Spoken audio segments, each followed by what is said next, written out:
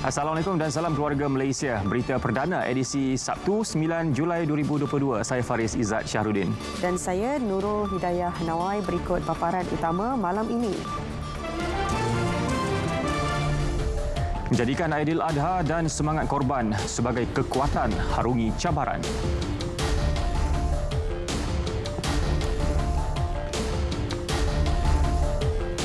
Prestasi ekonomi negara beransur pulih, cermin perkembangan memberangsangkan.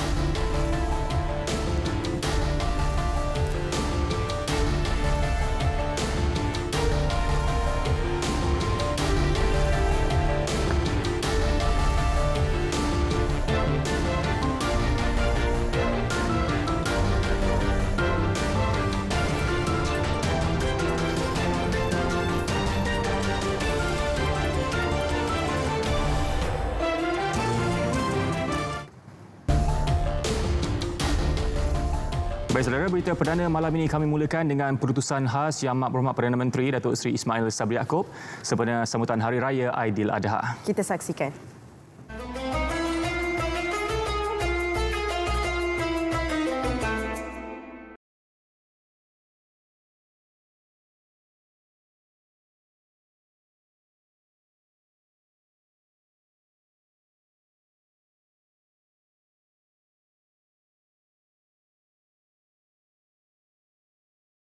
Bismillahirrahmanirrahim. Assalamualaikum warahmatullahi wabarakatuh. Salam sejahtera dan salam keluarga Malaysia. Allahu Akbar, Allahu Akbar, Allahu Akbar, walillahil hamd. Segala puji-pujian bagi Allah Subhanahu wa taala. Selawat dan salam ke atas junjungan besar Nabi Muhammad sallallahu alaihi wasallam, ahli keluarga serta para sahabat baginda. Alhamdulillah, Aidiladha yang besar artinya kepada keluarga Malaysia beragama Islam dapat kembali diraikan sepenuhnya selepas 2 tahun kita berdepan dengan pandemik COVID-19. Kisah agung junjungan mulia Nabi Ibrahim alaihissalam dan ananda baginda Nabi Ismail alaihissalam adalah iktibar yang perlu dihayati oleh seluruh keluarga Malaysia dalam kita mendepani cabaran kehidupan seharian. Aidiladha memberi pengertian yang amat besar kepada umat Islam. Ia berkait rapat dengan keinsafan, pengorbanan, kebersamaan dan kesyukuran. Maka dengan nilai-nilai ini, kita dapat meneruskan kehidupan yang lebih harmoni di sebalik pelbagai ketidaktentuan dunia yang berlaku pada hari ini. Malah semangat toleransi yang berasaskan konsep tasamuh dalam Islam menjadi salah satu elemen penting untuk mengekalkan perpaduan dan kesejahteraan keluarga Malaysia. Sikap berlapang dada membolehkan kita terus maju, membangun dan mencegah diri daripada perbalahan yang hanya akan merugikan ummah. Nilai tasamuh ini turut tersemat erat dalam urusan ibadah haji. Ianya tidak membezakan status dan darjat sesama insan. Malah ia menggambarkan sebuah keluarga besar yang rukun, aman damai dan bersatu padu. Kesanggupan berkorban harta, kekayaan bagi membantu yang daif adalah kebajikan yang diseru oleh Islam. Ia adalah simbol ketaatan, ketakwaan dan kehambaan kita kepada Maha Pencipta. Aidiladha juga mengajar kita mensyukuri nikmat yang dikurniakan oleh Allah Subhanahu wa taala dan berkorban untuk membantu yang memerlukan dan menginsafi nasib mereka yang lebih daif dengan melakukan kebajikan agar yang miskin tidak terpinggir. Ia selari dengan konsep keluarga Malaysia yang saya cetuskan pada Ogos tahun lalu, iaitu bagi memastikan tidak ada keluarga Malaysia yang ketinggalan atau no one will be left behind. Keluarga Malaysia yang saya kasihi sekalian, hari ini seluruh dunia berhadapan dengan cabaran ekonomi yang antara lain berpunca daripada konflik geopolitik dan perubahan iklim global. Ia menjejaskan kehidupan seharian kita semua. Namun begitu, kerajaan sentiasa mendengar dan memahami denyut nadi seluruh keluarga Malaysia. Kerajaan pada masa kini sedaya upaya berusaha untuk menangani impak inflasi global, termasuk menubuhkan pasukan khas jihad tangani inflasi. Pasukan ini berperanan menyatukan semua kementerian dan agensi-agensi berkaitan bagi menyelesaikan kesulitan yang dihadapi oleh keluarga Malaysia dengan segera. Justru, saya menyeru seluruh keluarga Malaysia bersama-sama berganding bahu menanganinya. Ini adalah jihad kita bersama untuk memastikan ekonomi negara kembali pulih. Keluarga Malaysia yang saya kasihi, pada ketika ini lebih 14,000 jemaah Malaysia menjadi tetamu Allah Subhanahu Wa Taala di tanah suci Mekah. Saya mendoakan ke semua mereka dipermudahkan urusan dan dikurniakan haji yang mabrur. Pada masa yang sama, perbezaan fahaman politik antara kita harus diketepikan. Buktikan keinsafan dan kesyukuran kita dengan bersama-sama dalam meningkatkan martabat agama kita serta memupuk hubungan yang baik dengan rakan-rakan kita daripada keturunan dan agama yang lain.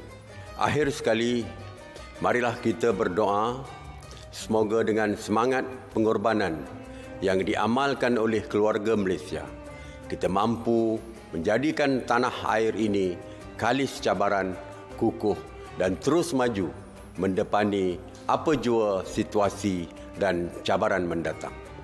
Di kesempatan ini, saya, isteri serta seisi keluarga ingin mengucapkan Selamat Hari Raya Aidiladha kepada seluruh keluarga Malaysia yang beragama Islam walau di mana saja anda berada. Sekian, wabillahi taufiq wal hidayah. Wassalamualaikum warahmatullahi wabarakatuh. Allahu Akbar, Allahu Akbar, Allahu Akbar, walillahil hamd.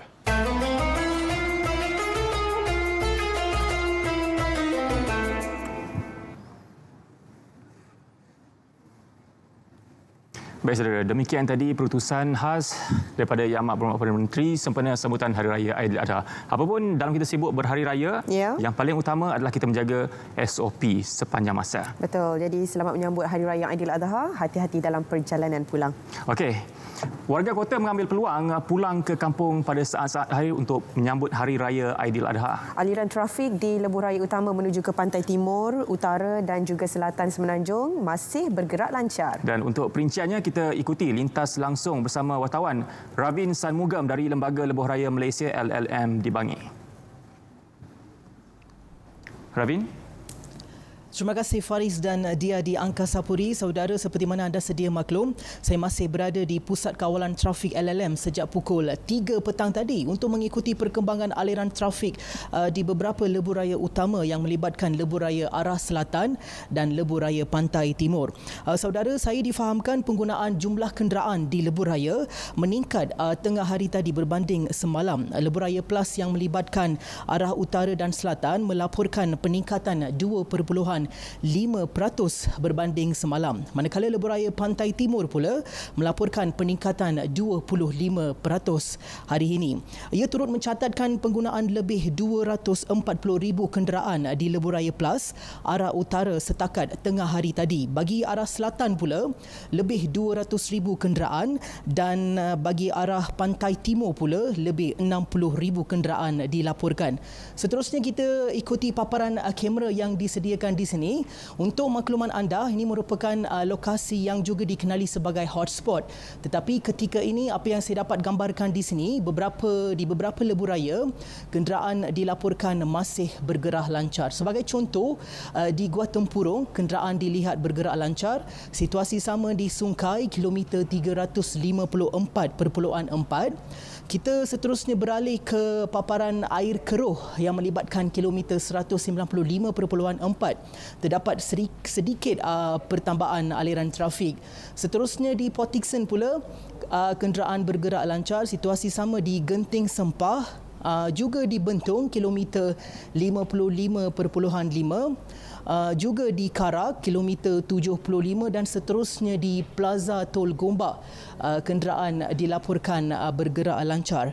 Saya juga menerima statistik kemalangan yang berlaku di lebuh raya hari ini setakat jam 6 petang tadi. Saudara, di lebuh raya Plus arah utara, 13 kemalangan dilaporkan setakat jam 6 petang tadi. Bagi arah selatan, 16 kemalangan dilaporkan dan di lebuh raya Pantai Timur, 7 kemalangan telah dilaporkan. Saudara, pastikan kenderaan anda diselenggara dengan baik bagi memastikan perjalanannya selamat. Itu sahaja laporan saya dari Pusat Kawalan Trafik LLM di sini. Seterusnya kita ikuti lintas langsung bersama wartawan Fabian William yang ketiga ini berada di Plaza Tol Gombak. Fabian, silakan. Ya, Ravin.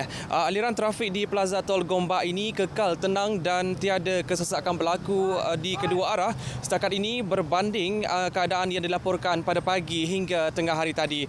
Dan mengikut data terkini yang kami peroleh dari Aneh Berhad, untuk hari ini sahaja lebih 8,000 kenderaan menggunakan lebuh raya KL Karak setakat pukul 6 petang berbanding 66,000 setakat 3 petang tadi. Manakala di LPT 1, jumlah kenderaan yang menggunakan lebuh raya itu adalah lebih 51,000 berbanding 35,000 untuk tempoh yang sama. Aneh Berhad menjangkakan sejumlah 1,648,000 kenderaan bakal menggunakan lebuh raya KLK dan 704,000 di LPT 1 kali ini. Ia bagi menyempurnakan ibadah korban dan mengambil peluang bersama keluarga memandangkan cuti hujung minggu yang panjang.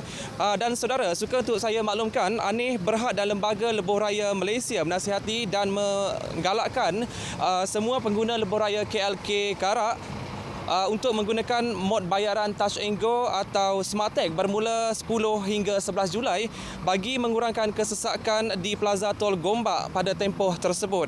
Dan manakala pengguna yang menuju ke Batu Cave dan Kuala Lumpur dinasihati untuk kekal menggunakan lorong kanan sebelum dan selepas Plaza Tol Gombak. Dan ini bertujuan bagi membolehkan pengguna yang menuju ke Ampang dan MRR2 kekal menggunakan lorong kiri sebelum dan selepas Plaza Tol Gombak. Dan ini untuk info trafik terkini boleh rujuk Facebook Lebuh Raya Pantai Timur dan juga Twitter LPT Trafik. Baik, saya kira rakan setugas saya Sazwani Samsu yang kini berada di hentian Jejantas Sungai Buloh sudah pun bersedia dengan laporan trafik di sana. Wani.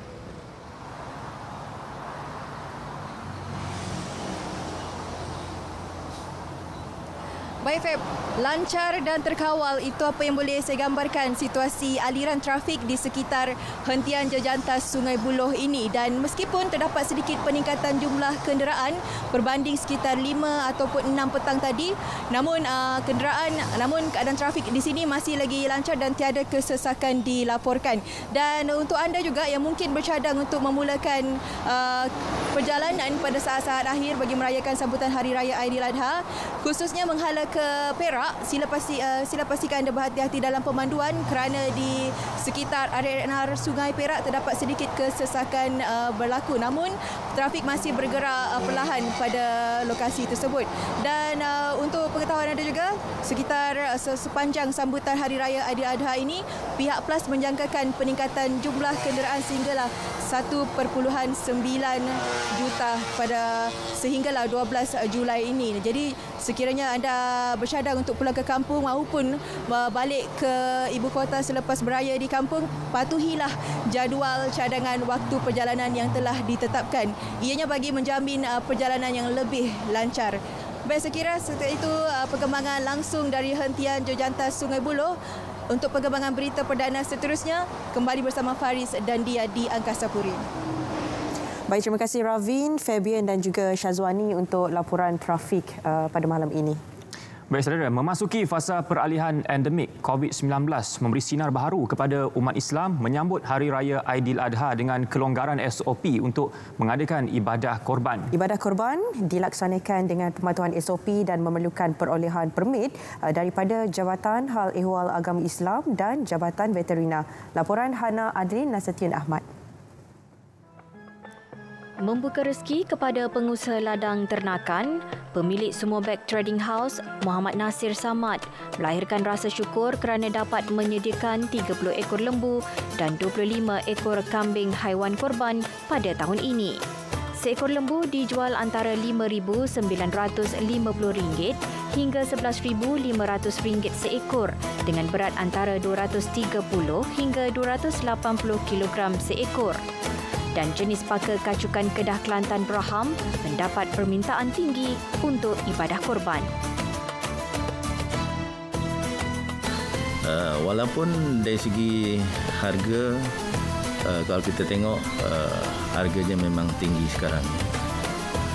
Tapi harga tu tinggi, kita tengok disebabkan pertamanya adalah bekalan ternakan itu sendiri yang tinggi daripada pembekal yang ataupun daripada pernak yang tradisional. Penternak memastikan lembu dan kambing yang dipelihara diberi makanan berkhasiat bagi menjamin kualiti bersesuaian ibadah korban. Ternakan diberi makanan berupa 12% konsentrat protein atau bokashi dan selebihnya fiber terdiri daripada tumbuhan hijau seperti rumput, jerami padi dan batang jagung. Tapi pada kita yang penternak komersial ni, kita ada keupayaan untuk memproses makanan kita sendiri. Jadi daripada kos makanan sekitar dalam RM1 lebih sekilo, kita boleh proses dan kita boleh dapat sekitar dalam 80 sen sekilo. Itulah perbezaan. Perkhidmatan penyembelihan bertauliah dan berlesen turut disediakan bagi memudahkan orang ramai melakukan ibadah korban.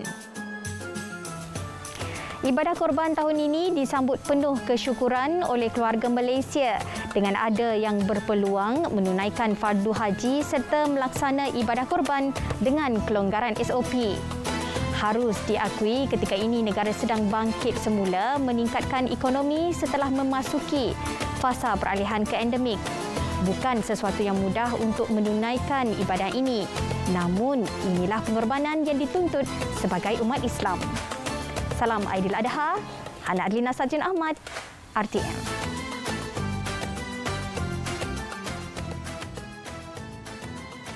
Saudara, kisah pengorbanan ibunda Nabi Ismail alaihissalam, Siti Hajar, memain peranan besar dalam pelaksanaan ibadah korban dan haji. Pengorbanan Siti Hajar bukan hanya sebagai isteri dan ibu kepada seorang Rasul, malah ia adalah contoh keimanan dan kebergantungan yang sangat tinggi terhadap Allah Subhanahu Wa Taala. Kita ikuti laporan yang disediakan wartawan Amin Fauzi.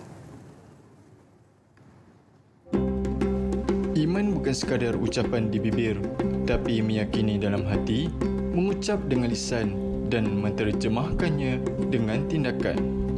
Sementara ketaatan kepada Tuhan pasti akan diuji dengan pengorbanan. Tapi sebagai seorang hamba Allah, sebagai seorang makhluk kepada Allah Subhanahu Wa Taala, kita perlu akur dan patuh. Sebagai pengorbanan Siti Hajar tadi, akur dan patuh, maka kita juga perlu akur dan patuh kepada segala perintah Allah Subhanahu Wa Taala. Kisah Siti Hajar bersama anak kecil di padang pasir yang tandus dengan penuh kesukaran dan ujian adalah pengorbanan yang tiada tolok bandingnya. Malah Siti Hajar redha apabila anaknya Nabi Ismail dipilih menjadi korban.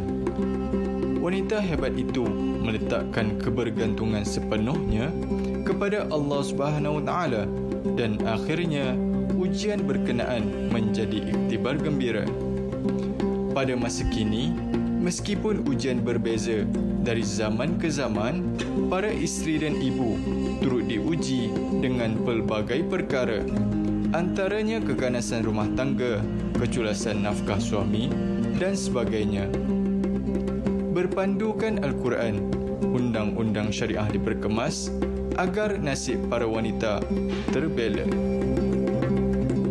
Pegawai JKSM yang ditempatkan di mahkamah-mahkamah syariah untuk membantu isteri-isteri dan anak yang telah mendapat perintah nafkah tadi untuk kejar suami tadi yang tak bayar, untuk sita harta yang ada, untuk kalau dia ada saving, untuk tahan saving dia tadi tu. So, jadi saya mengharapkan golongan tadi, isteri dan dan anak-anak memahami tentang kewujudan bahagian sokongan keluarga tadi. Justru para wanita yang sedang diuji perlu mengambil ibrah terhadap kesusahan yang dilalui Siti Hajar alaihissalam dengan ketabahan dan kesabaran yang pastinya dijanjikan ganjaran yang besar di sisi Allah Subhanahu wa taala. Teruslah berusaha dan bertawakal kerana Allah sahaja yang akan mencipta kesenangan di sebalik kesusahan, kerana bantuannya pasti akan sentiasa tiba apabila putus segala pengharapan kepada manusia. Semoga kalian diberi kekuatan dan berjuanglah selagi mampu demi kebaikan yang mendatang. Salam Aidiladha, Amin Fauzi, laporan JAKIM untuk RTM. Prestasi ekonomi negara dilihat beransur pulih dan mula mengembang berdasarkan pelbagai indikator termasuk data terkini bagi bulan Mei 2022. Ia mencerminkan perkembangan yang memberansangkan selain menunjukkan bahawa pertumbuhan keluaran dalam negara kasar KDNK pada suku kedua tahun ini akan terus diperkukuh. Menerusi satu kenyataan, Menteri Keuangan Tengku Datuk Seri Zafrul Tengku Abdul Aziz menjelaskan negara bakal mencapai unjuran pertumbuhan 5.3 hingga 6.3% bagi tahun 2022 selari dengan unjuran tabung kewangan antarabangsa dan Bank Dunia iaitu masing-masing 5.75% dan 5.5%. Bagi memperkukuh momentum pemulihan semasa dan sepanjang tahun ini, Kementerian sudah memulakan sesi libat urus dalam usaha menggubal langkah yang mengambil kira keperluan pelbagai pihak berkepentingan. Katanya bajet 2023 pula akan memberi penekanan terhadap aspek pembaharuan struktur dan pengukuhan daya tahan ekonomi. Bertemakan memperkukuh pemulihan, memudah cara pembaharuan ke arah kemampanan daya tahan ekonomi dan kesejahteraan keluarga Malaysia, kerajaan akan terus memberi tumpuan kepada kesejahteraan rakyat, perniagaan serta ekonomi.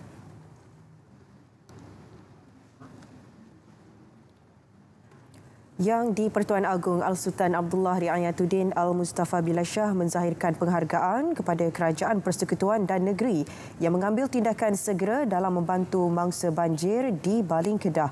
Penghargaan sama turut dizahirkan kepada agensi kerajaan, petugas keselamatan, syarikat swasta dan individu terlibat. Kenyataan Datuk Pengelola Bijaya Diraja Istana Negara, Datuk Ahmad Fazli Shamsuddin memaklumkan, Seri Paduka menzahirkan rasa duka cita terhadap kejadian banjir yang melanda beberapa kampung di Baling Isnin lepas. Baginda menzahirkan ucapan takziah kepada keluarga 3 mangsa yang meninggal dunia akibat insiden berkenaan, selain berharap mereka sabar menghadapi suasana sedih dan pilu.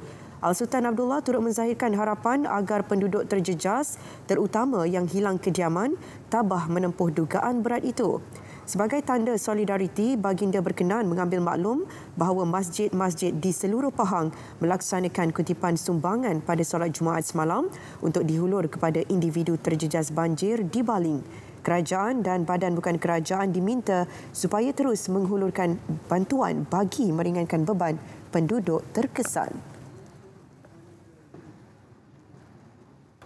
Semua usahawan di bawah Kementerian Pembangunan Usahawan dan Korporasi yang terjejas akibat banjir di Baling Kedah akan menerima bantuan khas RM3,000. Menterinya Tan Sri Noh Omar berkata, bantuan banjir keluarga Malaysia BBKM itu dijangka diserahkan pada Khamis depan. Tabung Ekonomi Kumpulan Usaha Niaga Tekun Nasional serta Amanah Ikhtiar Malaysia AIM kini sedang giat mengenal pasti jumlah usahawan yang terjejas. Kalau usahawan kecil, dia hanya dapat RM3,000. Kita bagi sumbangan. Tapi kalau dia IKS, kita bagi pinjaman RM100,000 100,000 tetapi kita 100,000 tanpa interest dan bayaran balik tahun hadapan. Muhammad Salim bin Siddiq. Beliau ditemui selepas majlis penyerahan bantuan ihsan banjir Parlimen Tanjung Karang. 224 penerima bantuan merupakan penduduk yang terjejas akibat ribut di kawasan itu pada Mei lepas melibatkan peruntukan RM420,000. Manakala 3 individu menerima bantuan bina baharu rumah asnaf zakat Bank Rakyat bernilai RM195,000. Orang kurang upaya adalah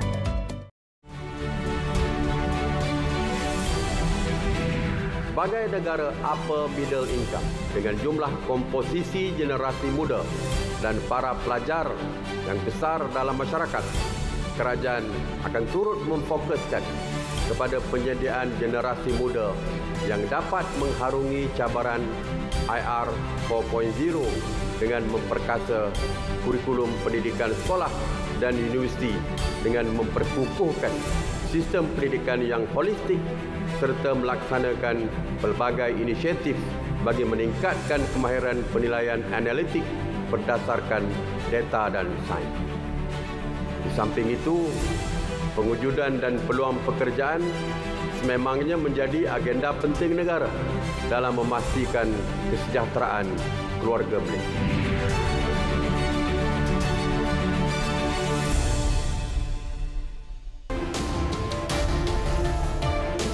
Bertemu kembali. Isu minyak paket bersubsidi terus mengundang perdebatan dalam kalangan rakyat. Benarkah terdapat kekurangan bekalan minyak masak paket bersubsidi di pasaran? Kita ikuti laporan wartawan Suhil Muhammad Nur.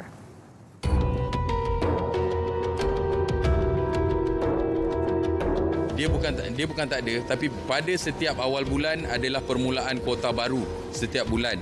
Jadi adalah biasa berlaku pada satu hari bulan, setiap bulan pagi akan berlaku kekurangan minyak bekalan pada pagi 1 Julai. Sebab kuota baru diterima pada pagi 1 Julai. Apapun ketirisan mungkin berlaku, lebih-lebih lagi adanya golongan yang tidak bertanggungjawab terus mengambil kesempatan. Justru satu mekanisme menyeluruh untuk membantras sebarang bentuk aktiviti penyelewengan perlu dilakukan. Kita pun tak nak salahkan kerajaan lah. Kerajaan bagi je terbaik untuk rakyat. Tapi orang yang ada lesen-lesen ni semua kena kerja betul lah, kena jujur lah. Yang untuk kita kerajaan bagi, tapi minyak tu pergi kat mana kita tak tahu. Inilah bantulah sikit, janganlah dipikir nak buat duit je. Perlu diingat tujuan utama subsidi minyak masak paket ini adalah untuk kelangsungan kegunaan golongan isi rumah dan bukannya tujuan komersial. Kepada semua peniaga-peniaga restoran ni, sila gunakan minyak botol sebabnya rasa sangat tidak adil lah kepada pengguna dan peniaga seperti saya ni. Dalam hal ini, KPDNHCP Kuala Lumpur turut mengadakan pemeriksaan bekalan minyak di pasaran di sebuah premis pembungkusan semula minyak masak. Jadi, saya minta supaya kita sebagai rakyat Malaysia yang bertanggungjawab, yang prihatin, kita kena ingat nasib kawan-kawan kita yang bersama-sama dengan kita, keluarga Malaysia yang sama-sama dengan kita, yang tidak berkemampuan. Sekali lagi saya tekan bahawa minyak paket ini bukanlah untuk kegunaan perniagaan. Minyak paket ini adalah untuk orang meneruskan kelangsungan hidup. Kalau kita nak kata tu maknanya orang tu tak mampu nak beli, nak masak, susah. Jadi dia beli minyak paket untuk meneruskan kelangsungan hidup, bukan untuk berniaga. Bang, ada minyak paket tak? Ada, tapi tak banyak. Bagi saya 2.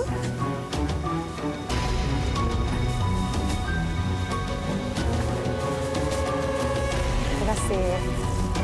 Benar perniagaan memerlukan kecekapan dalam membataskan kos. Namun, undang-undang adalah untuk dipatuhi, bukan untuk dilanggar atas apa jua alasan. Sudah sampai masanya kita memikirkan keberkatan rezeki yang diperolehi berbanding keuntungan yang diraih. Suhil Muhammad Nur, RTM.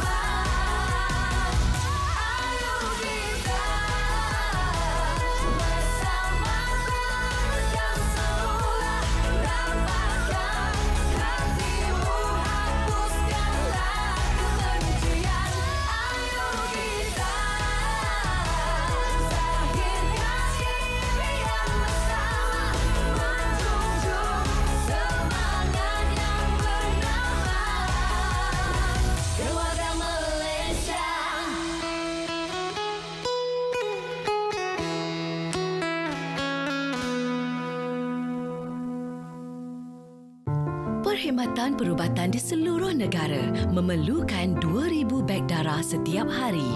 Mengikut tinjauan, hanya 2.5% penduduk Malaysia mendermakan darah. Bagi setiap beg darah yang diperolehi, ia mampu menyelamatkan 3 nyawa. Kami perlukan darah anda. Jom derma darah. Baik, saudara, untuk pemasukan malam ini kita akan bersama dengan Syairul Islam. Ya, silakan Syairul.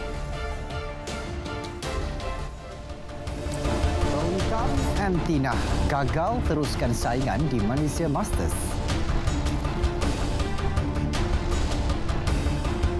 Selangor FC sahkan slot ke suku akhir Piala FA.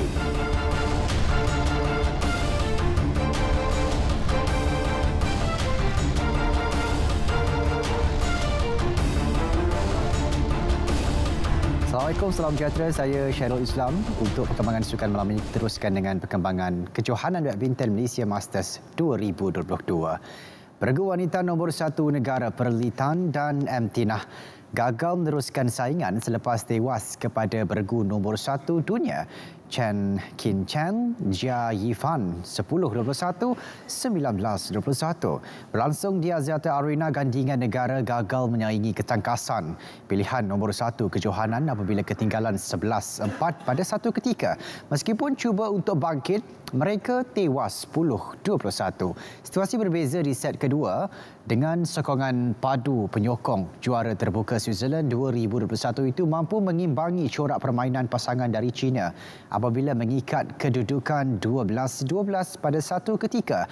Nasib malang menimpa beregu negara selepas Tinah mengalami kecederaan ketika ketinggalan pada kedudukan 13-16. Beregu negara kemudian berjaya mengikat kedudukan 19-19, namun Ching Fan dan Yi Fan kembali memperkemas aksi mereka untuk menang 21-19 sekaligus mara ke final. Kita beralih ke perkembangan bola sepak. Selangor FC mengesahkan slot ke suku akhir Piala FA selepas menewaskan Kuala Lumpur KL City FC 1-0 pada aksi pusingan kedua di Stadium Majlis Bandaraya Petaling Jaya, Kelana Jaya. Dalam pertembungan derby Lembah Kelang itu, Selangor dan KL City mempamerkan corak permainan berhati-hati di babak pertama dan gagal memecah kebuntuan sehingga rehat. Memasuki babak kedua, Selangor mula mengorak langkah dengan beberapa percubaan ke arah gawang KL, namun dipatahkan penjaga gol Kevin Mendoza. Strategi The Red Giants masukkan Alif Haikal Oman Hakim Lau akhirnya membuahkan hasil apabila pemain itu meledak gol tunggal perlawanan pada minit ke-61. Tersentak dengan jaringan itu, The City Boys cuba menyamakan kedudukan dengan beberapa percubaan Jordan Mintah, namun gagal menewaskan penjaga gol Selangor, Samuel Somerville. Keputusan 1-0 kekal sehingga tamat permainan. Kemenangan ini menyaksikan Selangor bakal bertemu Sabah FC di suku akhir pada 23 Julai ini.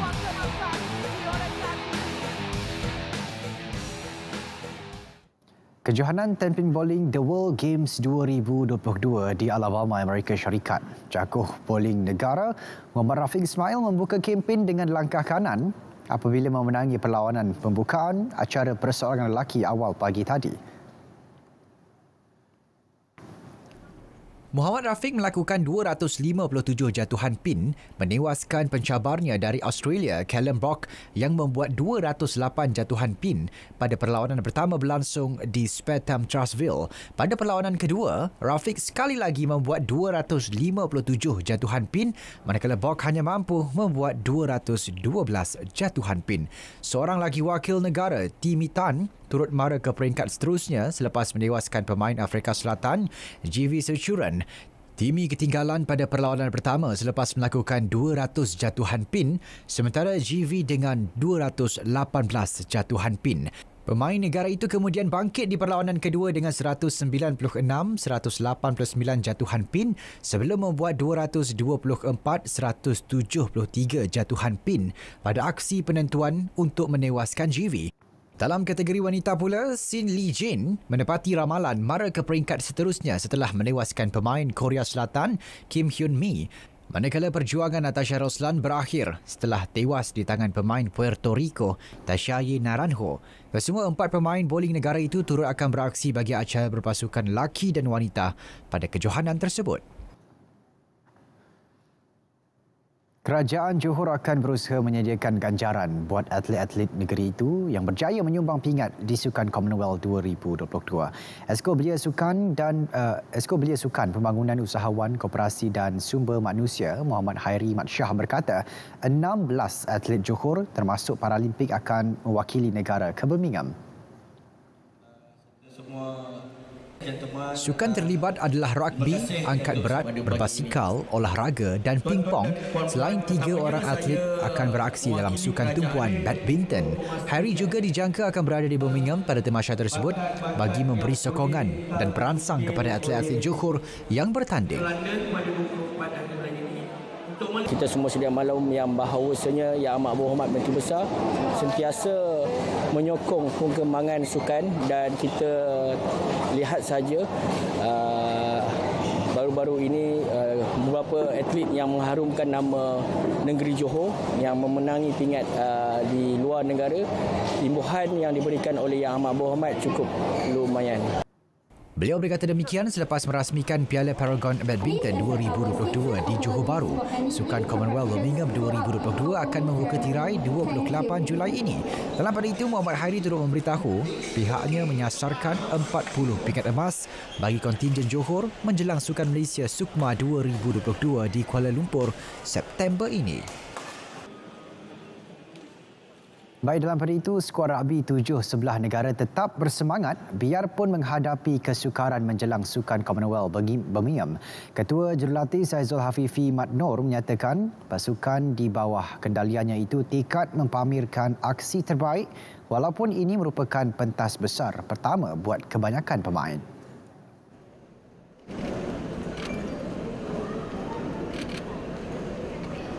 Beliau juga mengharapkan pasukannya dapat menimba pengalaman apabila bertemu pasukan-pasukan handalan di tamasya ini. Dia orang tu memang tinggi. Dan memang bersemangat untuk berada di Sukan Commonwealth ni. Tapi apa yang saya harapkan adalah dia orang tidak hilang fokus. Yang penting mereka akan terus belajar dan juga untuk sama-sama dalam mengambil keserasian antara pemain-pemain dan rakan pasukan agar permainan nanti yang kita akan bermain akan dapat perform yang terbaik. Beliau ditemui media sebelum berangkat ke Birmingham di lapangan terbang antarabangsa Kuala Lumpur KLIA. Tambah Saizul, ketika ini kesemua pemainnya berada dalam keadaan yang terbaik dan tiada sebarang kecederaan. Skuad rugby negara akan menghadapi beberapa perlawanan persahabatan dan kejohanan Worcester 7. Ia sebagai persiapan terakhir sebelum tamasya Commonwealth bermula. Pentas Liga E-Sukan Tempatan seperti EMFL dan E-Piala Malaysia merupakan platform yang baik untuk perkembangan karier pemain kompetitif.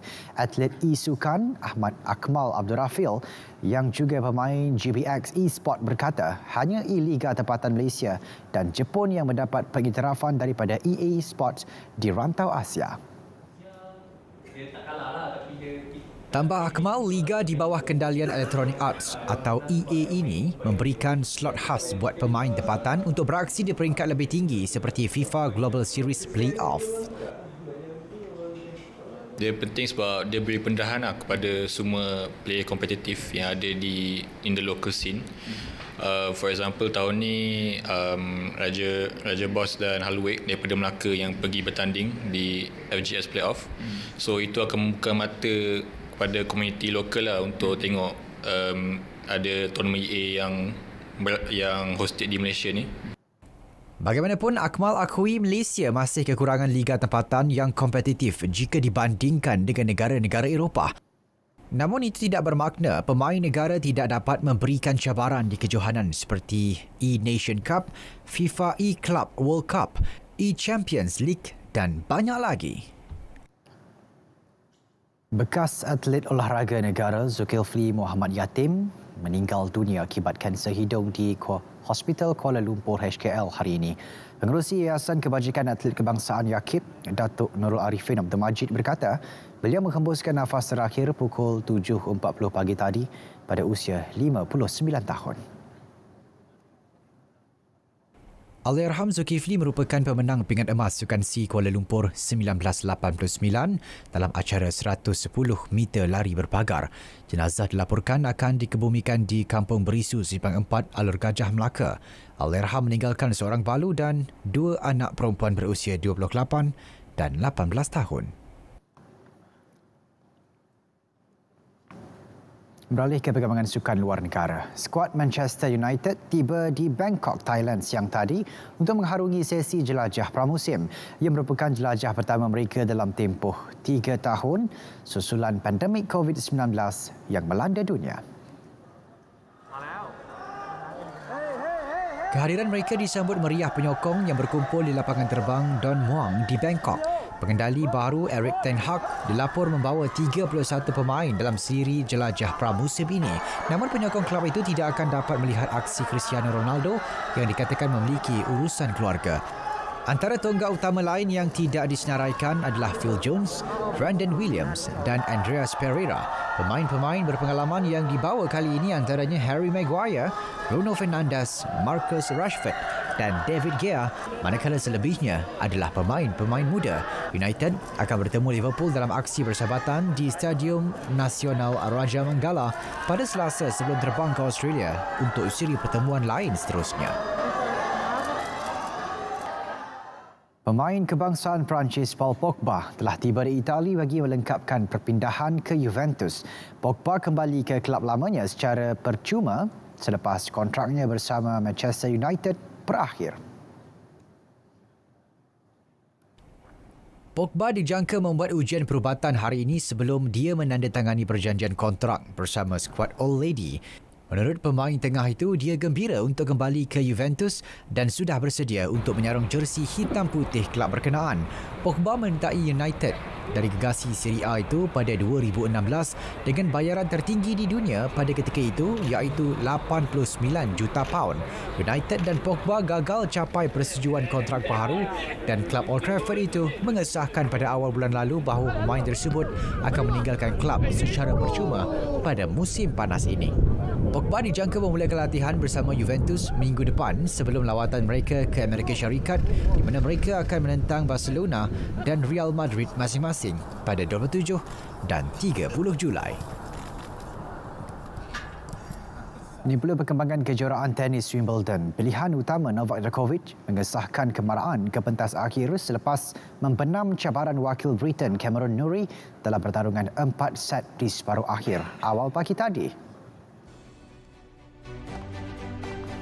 Bagaimanapun, kejayaan itu tidak hadir dengan mudah apabila Djokovic dipaksa bangkit daripada kekalahan set pertama sebelum menang 2-6, 6-3, 6-2 dan 6-4. Turun dalam misi memburu gelaran Wimbledon keempat berturut-turut dan ketujuh dalam kariernya, Djokovic pada awalnya dilihat bergelut untuk berdepan sorakan padu penonton terhadap Norrie. Namun pemain nombor 3 dunia dari Serbia itu mula beraksi pada tahap sebenar di set kedua dan mendominasi permainan sehingga ke set keempat sekaligus menyekat hajat Norrie mara ke final buat kali pertama. Pada pertemuan esok, Djokovic 35 tahun akan berdepan pemain Australia Nick Kyrgios untuk memburu kejuaraan Grand Slam ke-21 dalam kariernya. Kyrgios pula layak ke final selepas lawannya Rafael Nadal menarik diri di separuh akhir akibat kecederaan otot. Baik, ini pula perkembangan sukan berbasikal Tour de France. Pelumba Slovenia Tadej Pogacar melebarkan jurang selaku pendahulu perlumbaan selepas memenangi peringkat ke-7 sejauh 176.3 km buat pasukannya UAE Emirates. Pada saingan yang bermula di Tomblain, Perancis, Pogacar yang menjuarai 2 edisi Tour de France sebelum ini menampilkan kayuhan bertenaga pada kilometer terakhir laluan yang berpasir dan berdebu itu. Juara 2 edisi Tour de France itu berjaya memintas naib juara tahun lepas, Jonas Vingegaard dari Denmark ketika melakukan pecutan terakhir menuju ke penamat. Tempat ketiga pula menjadi milik naib juara 2020, Primož Roglič yang ketinggalan 12 saat di belakang. Bagi kedudukan keseluruhan pula, Pogačar mendahului Vingegaard dengan perbezaan 35 saat. Manakala pelumba Britain, Geraint Thomas pula di tempat ketiga keseluruhan, ketinggalan 1 minit 10 saat. Baik, dan ini perkembangan Formula One. Pendahulu kejuaraan Max Verstappen akan bermula di petak hadapan buat pasukan Red Bull pada saingan pecut Grand Prix Austria malam ini. Ia susulan kegagalan dua pencabar terdekatnya dari pasukan Mercedes, Lewis Hamilton dan George Russell yang terbabas ketika pusingan kelayakan masa semalam. Pemandu Belanda berusia 24 tahun itu merekodkan masa terpantas 1 minit 4.984 saat di litar Red Bull Ring. Catatan itu berjaya mengatasi masa pemandu Ferrari Charles Leclerc dengan kelebihan 0.029 saat di petak kedua. Seorang lagi pemandu Ferrari, Carlos Sainz, yang memenangi perlumbaan pertama dalam kariernya di Silverstone minggu lalu, menyambar petak ketiga dengan perbezaan 0.082 saat. Dua pelumba Mercedes, Hamilton dan Russell yang cuba mengatasi masa terpantas Verstappen gagal melakukannya selepas terbabas dan melanggar penghadang tayar pada minit-minit akhir sesi kelayakan. Ketika ini Verstappen mendahului kejuaraan keseluruhan pemandu 34 mata mengatasi rakan sepasukan Sergio Perez. Saudara, paparan itu mengakhiri edisi Sukan 9 Julai 2022. Saya Syahrul Islam. Assalamualaikum. Selamat Hari Raya Aidiladha.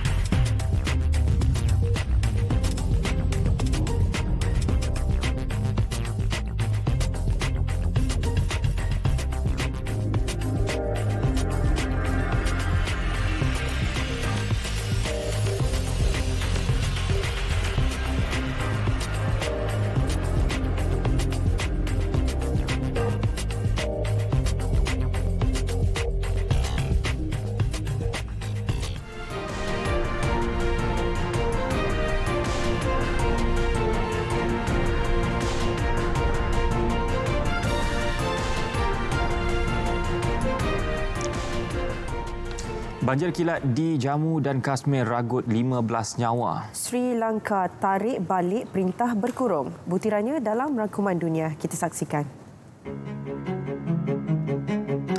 Hujan lebat menyebabkan banjir kilat dekat kuil Gua di Jammu dan Kashmir, India. Sekurang-kurangnya 15 orang terkorban dan berpuluh-puluh lagi hilang. Berikutan tragedi itu, aktiviti ziarah ke Gua Amarnath dihentikan buat sementara waktu. Pasukan keselamatan dan agensi tindak balas bencana sedang mencari mangsa yang terselamat.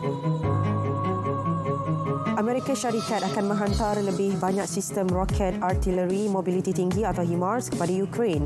Sistem itu mempunyai keupayaan untuk menyerang sasaran utama dengan lebih tepat. Pakej senjata baharu bernilai $400 juta itu akan merangkumi 4 pelancar HIMARS dengan peluru. Sistem itu telah membantu tentera Ukraine menyerang dengan ketepatan tinggi terhadap sasaran jarak jauh.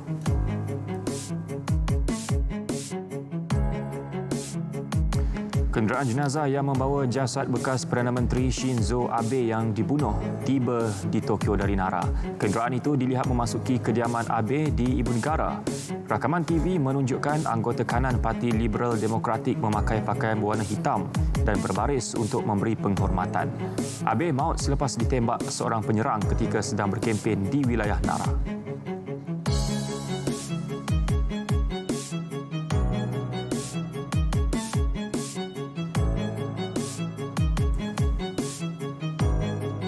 Sri Lanka menarik balik perintah berkurung yang diisytiharkan di seluruh ibu negara itu sejak semalam.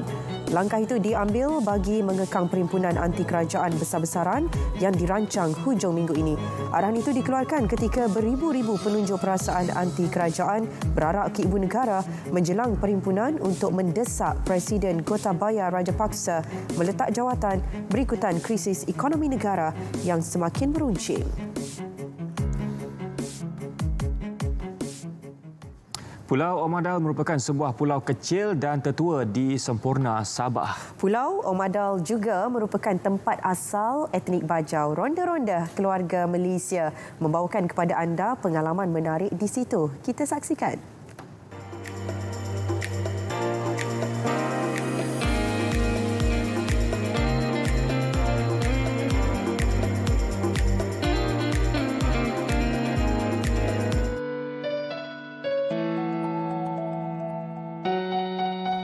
Sekarang ni saya nak pergi ke Pulau Omadal kat Semporna ni.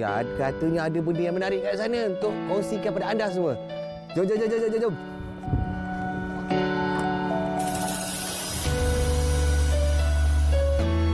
Perjalanan saya dari Pulau Salakan ke Pulau Omadal ini mengambil masa 30 minit. Jika anda dari JT Semporna, perjalanan ini mengambil masa 15 minit sahaja. Sekarang saya dekat Pulau Omadal. Nak tahu apa yang menarik kat sini? Dengar macam-macam ada kat sini kan. Budak-budak tu pun main rakit ke apa tak tahu. Jom kita tengok apa yang menarik kat Pulau Omadal.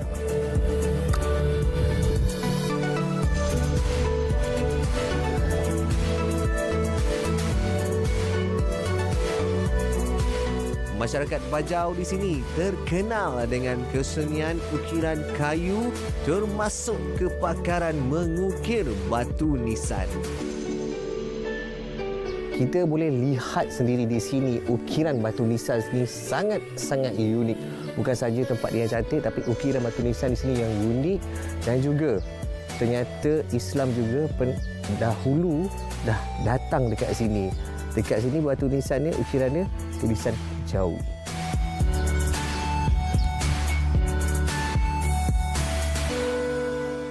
Selepas itu, saya berpeluang melihat sendiri hasil anyaman dengan menggunakan daun pandan. Unik kan? Terdahulu, saya disambut dengan tarian tradisi masyarakat di sini.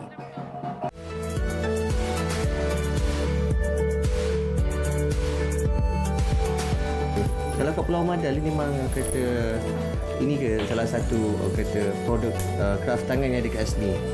Ya, ini salah satu produk yang kami hasilkan bersama komuniti. Dia daripada pandan dengan mangkongdik lain. Pandan sangat halus. Sangat halus. Dia kena susah nak buat ni. Susah. Kau tadi saya buat macam ni. Ni tadi saya terkekal. Dah siap dah tu beg saya. Nak bawa balik. Saya boleh bawa balik kan? Ya. Dah siap. Macam-macam boleh ni ikan ada semua ni. Jangan lupa datang ke Pulau apa? Omadal. Kita anyam balik tika ni mana tak siap. Lagi destinasi menarik akan kami kongsikan pada anda pada minggu depan. Teruskan bersama Ronda-Ronda Keluarga Malaysia hanya di RTM.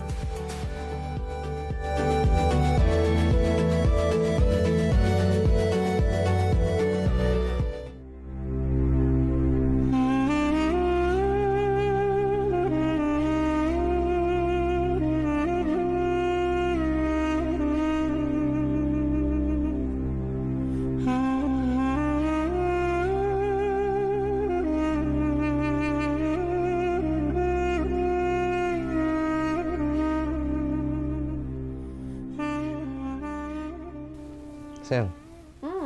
Abang ingat tahun ni nak buat korban lah. Maksud abang? Nak korbankan si kambing si adik tu, si apa, comel tu. Untuk Raya Haji tahun ni. Faham.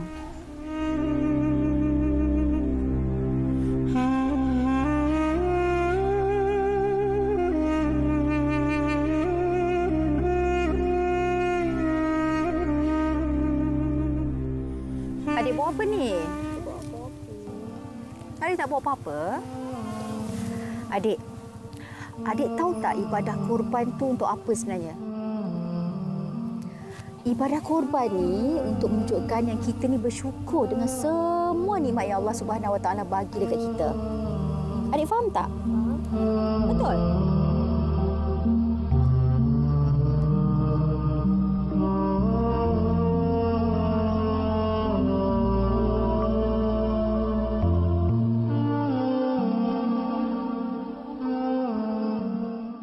Adik. Ayah, kalau buat baik, mesti kena ikhlas kan? Betul lah apa yang kita buat, kena ikhlas. Allahu Akbar. Allahu Akbar. Allahu Akbar. La ilaha illallah wallahu akbar. Allahu akbar walillahil hamd. Saudara, berita perdana edisi 9 Julai 2022 berakhir di sini. Dapatkan perkembangan sahih sepanjang masa melalui berita.rtm.gov.my. Dan sentiasa patuh SOP ketika musim perayaan ini. Selamat menyambut Hari Raya Aidiladha daripada kami, kru penerbitan berita perdana untuk malam ini. Salam keluarga Malaysia. Dan itu, Assalamualaikum. Jumpa lagi.